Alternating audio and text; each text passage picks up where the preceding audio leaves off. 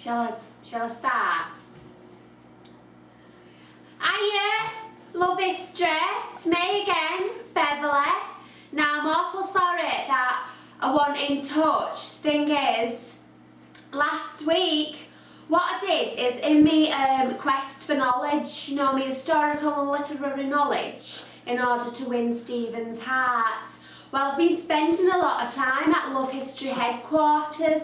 I mean, it's just an office, but I think that headquarters sort of adds a bit of mystery to it. So I've been spending time at Love History headquarters, and what they were doing was, they were doing a performance, and it was the World Book Night, and they did it in a school, and it was absolutely brilliant. But the thing was, is I didn't actually have an invitation.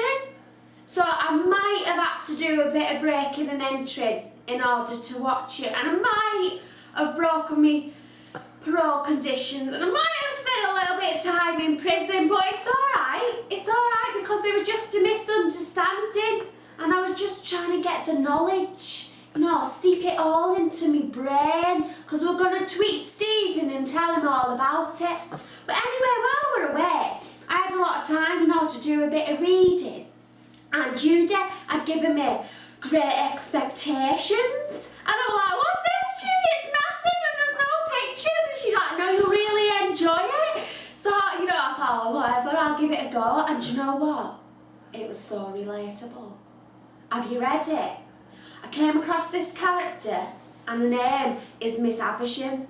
And my God, I genuinely think, now hear me out, I know this sounds crazy, but I genuinely think that I am in fact a direct descendant of Miss Havisham. This is it, this is Miss Havisham. And as you can see, I've adopted a similar style. Because the story is that she were going to get married, right? And she was getting all ready, she was like doing the makeup and stuff, and then she got this letter and it was like, no, he's not even coming because he's robbed all your money and stuff. And you know what it reminded me of?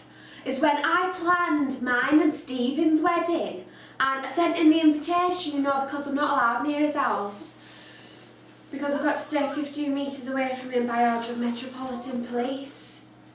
But I posted it and I sent it recorded delivery, so definitely did get the invitation. But I went and I got ready in my metro. I was like, and I'm not just saying it, and I'm not a vain person, but I looked bloody beautiful. I did. I looked absolutely amazing. And I went to the church, and my mum came, Diane. She didn't know why she was there, but she wanted a day out to London. And I waited for him for about 3 hours, and he didn't come. And I won't lie, I were a bit gutted. But that is what happened to Miss Havisham. But like, she went mental. And I know, I'd like to think that I'm more quirky than mental. I mean, I have had psychological assessments, and apparently I do border on the neurotic, but you know, I think it just adds to me character. But anyway, I did really find it really relatable, and I enjoyed it so much that as of the past week, I've been wearing this as an homage to Miss Havisham. And what I did was, I was like, what else can I possibly read? Who wrote this wonderful book? And his name is Charles Dickens. And I looked into it, and there were loads of things that I knew about, because have you seen Oliver Twist? Like, I've seen the musical and I really enjoyed that, but apparently it were a book. Like, before it were a musical, it were a book. And I can also relate to Nancy, you know, and Bill, because like, she really did love him, didn't she? And then he were a bit mean, and I'm not saying that Stephen's mean, he's more unresponsive than he is mean, but I'll just sing like, as long as he needs me. She sang that. But yeah, there's loads anyway. I'll show you some. There's Fagin. Right, he's in Oliver Twist. What else have we got? I'm going to read Bleak House, because that's Lady Deadlock. And can you see this? Or stuck together. Stuck.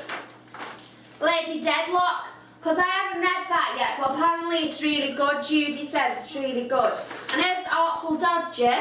He's out of, is he in? He's out of Oliver Twist as well. But anyway, that's where I'm up to. So I've read Great Expectations and I've familiarised myself with Oliver. And it's all, you know, I genuinely think that my brain is growing. Like, right now, my head feels heavier.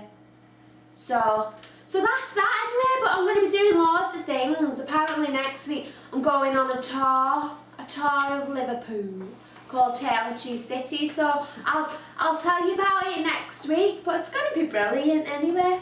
So I'll tweet this to Stephen and hopefully he'll reply. Okay, love you, bye.